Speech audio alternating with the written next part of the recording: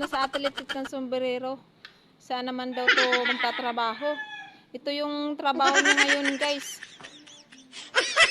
Yan. Yan, guys.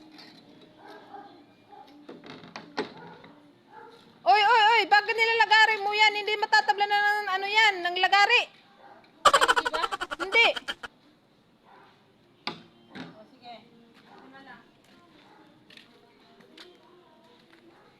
Oy, wag yan, te! Bakit lalagarin mo yan? Wala na kaming harigi. Sabi mo, hindi yung matabla. Dito na lang haligi mo. Wag yung haligi, maghanap ka ng iba na anuhan kay na, wala na kaming harigi na. Te! Maghanap ka. Ayan, dapat lang yan. Yan lagarin mo kasi mahaba. Yan. Ang namin, guys.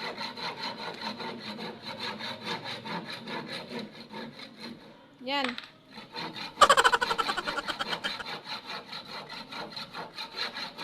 Yan po yung trabaho ng ate ko ngayon. Putol na lang po ng kahoy. Pinaputol ko sa kanya yan, guys. Bibigyan ko, guys, ng 50. 50 lang, ayok nga. Yan lang po yung trabaho niya, 50 lang. Pero ayaw niya magtanggap ng 50. Ano man pala yung gusto mo? 1,000. Ay, hindi ay. Kasi nga, ano lang yan. Isang harigi lang yan. Kasi, baka buyag madisgrasya yung anak ko dyan. Kailangan 1,000. Trabaho to eh.